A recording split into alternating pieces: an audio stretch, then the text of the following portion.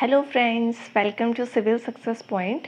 आज हम सॉल्व करने जा रहे हैं 30 महत्वपूर्ण क्वेश्चन जो कि होंगे महाजनपद से संबंधित और मगध के उत्कर्ष यानी कि हर्यक वंश, शिशुनाग वंश, नंद वंश, मौर्य वंश, इन सब से रिलेटेड आज इसमें 30 क्वेश्चंस हैं जो कि हर एग्ज़ाम में पूछे जाते हैं। तो सॉल्व करने से पहले अगर आपने चैनल सब्सक्राइब नहीं किया तो प्लीज़ पहले चैनल को सब्सक्राइब कर लीजिए और बेल प्रेस कर लीजिए ताकि आपको रेगुलर वीडियोस की नोटिफिकेशन मिल सके। तो चलिए शुरू करते हैं। फर्स्ट क्वेश्चन है, भारत के प्राचीनतम प्राप्त सिक्के कौन से थे? फर्स्ट ऑप्शन है तांबे के थे, बी सोने के थे, सी रांगा के थे या डी चांदी के थे। तो इसका जो सही आंसर हो जाएगा वो हो जाएगा डी चांदी के थे। तो सबसे पहले जो सिक्के बने चांदी के वही जो एक आहत सिक्के थे जिनमें एक पंच मार्क होता था। तो इसका जो सही आंसर हो जाएगा वो हो जाएगा चांदी। क्वेश्चन नंबर सेकंड है, निम्नलिखित में से कौन सा सही सुमेलित नहीं है? तो देखिए क्या लिखा है, सही सुमेलित नहीं है। एक तरफ आपको महाजनपद दिए हैं और दूसरी तरफ उनकी राजधानी दी गई है। तो अंग की राजधानी क्या चंपा थी? तो बिल्कुल सही, अंग की राजधानी चंपा थी। कौशल की राजधानी क्या थी? तो अहिशस्त्र तो नहीं थी, इसलिए यही आपका आंसर होगा, बी इसका आंसर होगा। वश की राजधानी कौशाम्बी थी और मत्स्य की राजधानी विराटनगर थी। तो कौशल की जो राजधानी थी वो श्रावस्ती थी, बाद में साकेत थी। अगर अहिशस्त्र की बात की जाए कि ये किस महाजनपद की राजधानी थी, तो ये पांचाल की थी। तो आंसर आपका जो हो जाएगा वो बी हो जाएगा इसका। तो जो बी है वो सही सुमेलित नहीं है इसमें। क्वेश्चन नंबर थर्ड है, आपको मैच द फॉलोइंग, मिलान करना है सूची फर्स्ट को सूची सेकंड से। एक तरफ राजा के नाम दिए गए हैं, दूसरे तरफ उनके राज्य के नाम दिए गए हैं कि किस राज्य के राजा थे। तो बताइए, प्रद्योत जो थे वो थे अवंती के राजा, उदयन जो थे वो थे वश के राजा, प्रसेनजीत जो थे वो थे उदयन जो थे वो वश के राजा थे और प्रसेनजीत कौशल के और अजातशत्रु मगध के। तो इसका जो सही आंसर हो जाएगा वो हो जाएगा 3241। तो इसका जो सही आंसर है वो है 3241। मैं दोबारा से रिपीट कर देती हूँ। प्रद्योत जो थे वो अवंती के राजा थे, उदयन वश के राजा थे, प्रसेनजीत कौशल के राजा थे और अजातशत्रु मगध के राजा थे। तो इसलिए इसका आंसर है 3241 यानी कि सी। चलिए नेक्स्ट क्वेश्चन की तरफ बढ़ते हैं। क्वेश्चन नंबर फोर्थ है, प्राचीन नगर जो महाभारत और महाभाष्य दोनों में उल्लिखित है। तो कौन सा इसका आंसर होगा? ए अवंती, बी करकोट, सी विराटनगर या डी रेड। तो इसका जो सही आंसर है वो है सी विराटनगर। सी जो है विराटनगर वो महाभारत और महाभाष्य दोनों में इसका जो है उल्लेख मिलता है। क्वेश्चन नंबर फिफ्थ है, उदयन वासवदत्ता की दंत कथा संबंधित है। तो किससे है? उज्जैन से, बी मथुरा से, सी महिष्मती से या डी कौशाम्बी से। तो इसका जो संबंध है वो उज्जैन से है। तो इसका जो सही आंसर हो जाएगा वो हो जाएगा ए। निम्नलिखित में से कौन सा एक ईसा पूर्व 6ठी शताब्दी में प्रारंभ में भारत का सर्वाधिक शक्तिशाली नगर राज्य था? तो ठीक से क्वेश्चन पढ़ना, ये लिखा है प्रारंभ में, शुरुआत में। तो बाद में तो मगध बना, पर ये पूछ रहा है प्रारंभ में। तो ऑप्शन है गांधार, बी काम्बोज, सी काशी और डी मगध। तो इसका जो सही आंसर हो जाएगा वो ऑप्शन नंबर सी हो जाएगा, काशी। तो काशी शुरू में सबसे ज़्यादा सर्वाधिक शक्तिशाली था। क्वेश्चन नंबर 7 की बात करते हैं, प्रारंभिक गणतंत्र में कौन सा नहीं था? तो इनमें से कौन सा महाजनपद गणतंत्र नहीं था? शाक्य, लिच्छवी, योधेय और उपरोक्त सभी। तो इसका जो सही आंसर है वो सी है, योधेय गणतंत्र नहीं था बल्कि शाक्य और लिच्छवी गणतंत्र थे। क्वेश्चन नंबर 8 है, विश्व का पहला गणतंत्र वैशाली में किसके द्वारा स्थापित किया गया था? तो वैशाली में किसके द्वारा स्थापित किया गया था महाजनपद गणतंत्र? ए मौर्य, डी नंद, सी गुप्त और डी लिच्छवी। तो इसका जो सही आंसर है वो है डी लिच्छवी, क्योंकि जो वैशाली था यानी कि वज्जी महाजनपद की ही राजधानी वैशाली थी, वो 8 जनपदों को मिला करके एक महाजनपद बना था वज्जी। तो उसी वज्जी महाजनपद में एक जनपद था लिच्छवी। तो लिच्छवियों के ही द्वारा जो है सबसे पहला गणतंत्र माना जाता है। तो इसका जो आंसर हो जाएगा वो हो जाएगा लिच्छवी। क्वेश्चन नंबर 9 है, ईसा पूर्व 6ठी सदी में विश्व की प्रथम गणनात्मक व्यवस्था कहाँ थी? तो ये अभी आया है क्वेश्चन, तो इसका जो आंसर हो जाएगा वो हो जाएगा ए वैशाली। तो क्वेश्चन किसी भी तरह से पूछा जाता है। क्वेश्चन नंबर 10 है, निम्नलिखित में से कौन सा युग्म उपयुक्त जोड़ी है? तो मतलब सही आपको बताना है कौन सा राजा कहाँ का था, ये आपको बताना है सही कौन सा है। पार्श्वनाथ, जंत्रिका, बिंदुसार, शाक्य, स्कंदगुप्त मौर्य और चेतक लिच्छवी। तो जो इसका सही आंसर है वो है चेतक, या चेटक भी लिखा रहता है कहीं पर। तो इसका जो सही आंसर है वो डी हो जाएगा, चेटक लिच्छवी।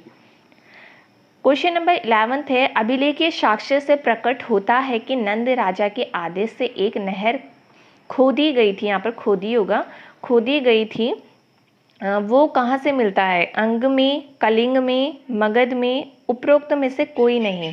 तो देखिए ये जो अभिलेख मिलता है वो कलिंग राजा खारवेल का एक अभिलेख है। उसी से ही पता चलता है कि महापद्मनंद जब कलिंग विजय के लिए आया था तो वहाँ से एक तो वो जिनसेन की मूर्ति लेकर गया मगध, और एक वहाँ पर उसने नहर भी खुदवाई थी। तो इसका जो सही आंसर हो जाएगा वो हो जाएगा बी। अब बताइए क्वेश्चन नंबर 12 का आंसर, निम्न में से किस ग्रंथों में प्राचीन भारत के 16 महाजनपदों की सूची मिलती है? नीचे दिए गए कूट से सही उत्तर का चयन कीजिए। अर्थशास्त्र, अंगुत्तर निकाय, दीर्घ निकाय या भगवती सूत्र। तो देखिए जो 16 महाजनपदों की सूची मिलती है वो मिलती है एक तो अंगुत्तर निकाय जो कि एक बौद्ध ग्रंथ है, और भगवती सूत्र जो कि एक जैन ग्रंथ है। तो इसका जो सही आंसर हो जाएगा वो हो जाएगा आपका ए, यानी कि इसमें 1 लिखा है, तो इसका जो सही आंसर है वो है ए 2 और 4। ठीक है। जो क्वेश्चन नंबर 13 है, महाभारत के अनुसार उत्तरी पांचाल की राजधानी स्थित थी? पहला हस्तिनापुर में, बी इंद्रप्रस्थ में, सी अहिछत्र में और डी मथुरा में। तो इसका मैंने अभी सेकंड क्वेश्चन जो था उसमें भी बताया था कि अहिछत्र की ही राजधानी जो थी वो पांचाल थी। तो इसका जो सही आंसर है, इसका सही आंसर सी हो जाएगा, अहिछत्र। ठीक है। 16 महाजनपदों के युग में मथुरा इनमें से किसकी राजधानी थी? तो मथुरा बताइए किसकी राजधानी थी? वज्जी की, वत्स की, काशी की या सूरसेन की? तो सूरसेन की राजधानी थी मथुरा। ठीक है। बाकी आपको सारे के सारे जो है महाजनपद है उनकी राजधानी अच्छे से याद होनी चाहिए। क्वेश्चन नंबर 15 है, चंपा किस महाजनपद की राजधानी थी? मगध की, वज्जी की, कौशल की या अंग की? तो जो आंसर होगा वो होगा अंग महाजनपद की ही राजधानी कहाँ थी? चंपा। क्वेश्चन नंबर 16 है, 6वीं शताब्दी ईस्वी पूर्व में सुक्तिमती राजधानी थी? पांचाल की, कुरु की, चेदी की या अवंती की? तो इसका जो सही आंसर है वो है चेदी की, सी इसका सही आंसर हो जाएगा।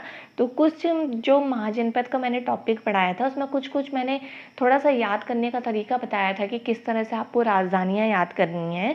तो एक बार उस टॉपिक को ज़रूर देख लीजिए। जैसे मैंने बताया था इसमें कि एक चेदी को रिलेट कीजिए, चेरी एक फ्रूट होता है, उसको खा करके शक्ति आती है। तो चेरी से शक्ति मिली, यानी कि चेदी की राजधानी शक्तिमती या सुक्तिमती, कहीं कहीं पर शक्तिमती भी लिखा है, तो शक्तिमती या सुक्तिमती। क्वेश्चन नंबर 17 है, गोदावरी नदी के तट पर स्थित महाजनपद था? तो कौन सा था? ए अवंती, बी वत्स, सी अश्मक या डी कंबोज? तो गोदावरी नदी के तट पर स्थित था सी अस्मक। क्वेश्चन नंबर 18 है, निम्नलिखित में से किस राजा ने पाटलिपुत्र बसाया था? तो किस राजा ने बसाया था? शिशुनाग, बिंबिसार, अजातशत्रु या उदयन? तो इसका जो आंसर हो जाएगा डी, उदयन ने ही बसाया था पाटलिपुत्र। गंगा, सोन और गंडक के संगम पर एक शहर पाटलिपुत्र, फिर उसको अपनी राजधानी भी बनाया था। क्वेश्चन नंबर 19 है, मगध की प्रारंभिक राजधानी कौन सी थी? तो शुरुआती राजधानी पूछ रहा है, पाटलिपुत्र, वैशाली, राजगृह या चंपा। तो मगध की जो राजधानी शुरू में थी वो राजगृह थी, तो इसका आंसर जो हो जाएगा वो सी हो जाएगा और राजगृह। निम्नलिखित में से कौन सा एक मगध साम्राज्य की राजधानी नहीं रहा? तो ये क्वेश्चन थोड़ा डिफरेंट है इससे, इसमें पूछा है कि नहीं रहा। तो राजगृह, गृहवज्र, पाटलिपुत्र या कौशाम्बी। तो देखिए राजगृह, गृहवज्र तो आपको पता है ये थी। उसके बाद पाटलिपुत्र को भी उदयन ने राजधानी बनाया था, तो कौशाम्बी इसकी राजधानी कभी नहीं रही। तो मगध की साम्राज्य की राजधानी कौशाम्बी नहीं थी, तो इसका आंसर हो जाएगा आपका डी। क्वेश्चन नंबर 21 है, मगध के किस प्रारंभिक शासक ने राज्यारोहण के लिए अपने पिता की हत्या की एवं स्वयं इसी कारणवश अपने पुत्र द्वारा मारा गया? तो देखिए क्वेश्चन को ठीक से समझिए, प्रारंभिक शासक पूछा जा रहा है। तो ऑप्शन है बिंबिसार, अजातशत्रु, उदयन और नागदशक।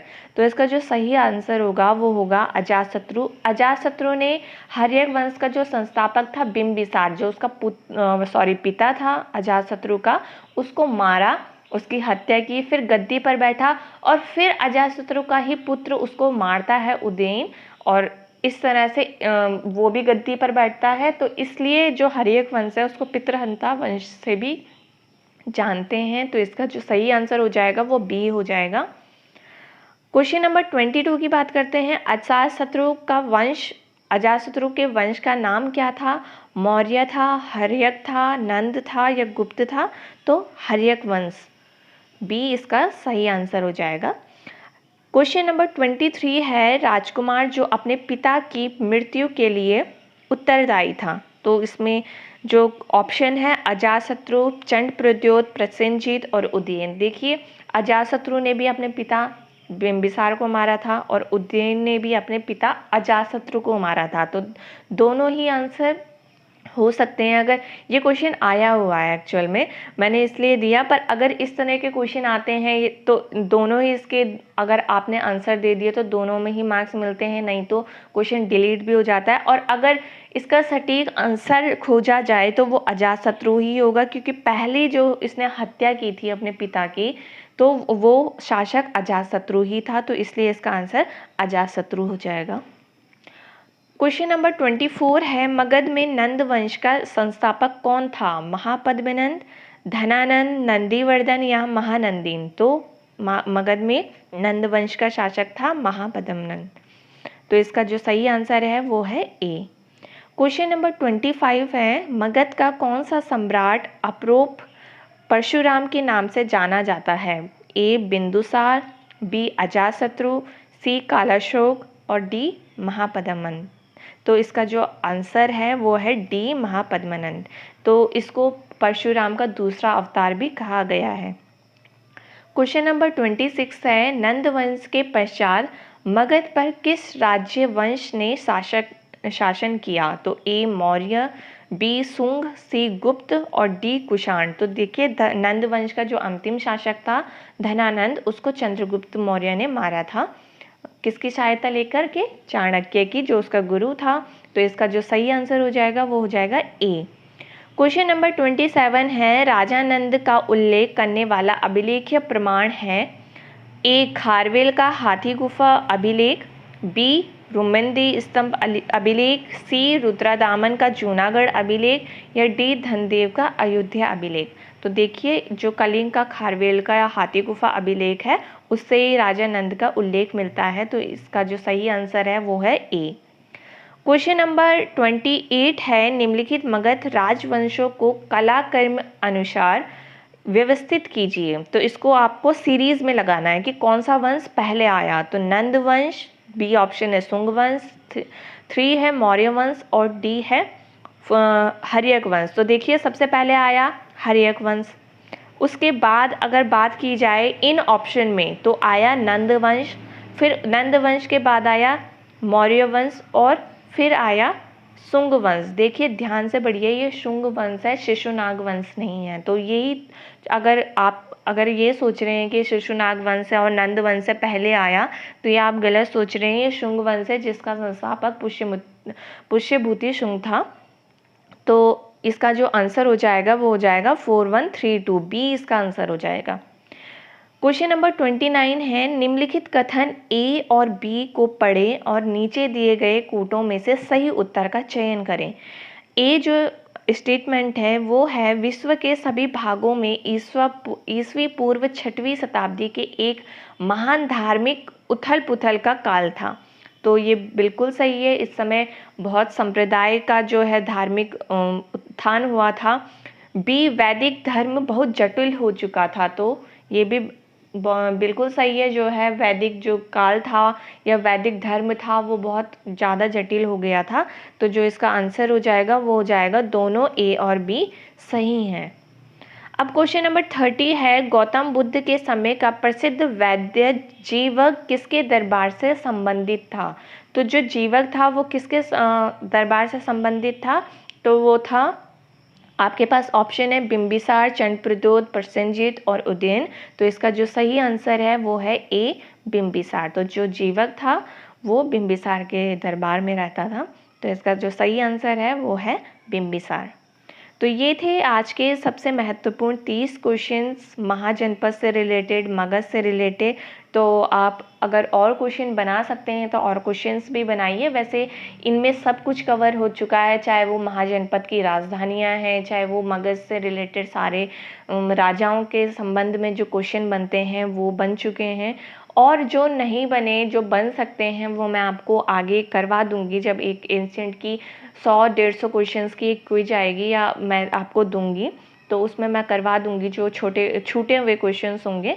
तो जो अब नेक्स्ट टॉपिक आएगा वो मगध के बाद जो टॉपिक मैंने आपको पढ़ाया था उसी से ही रिलेटेड होगा। जैसे कि मौर्य साम्राज्य वो होगा।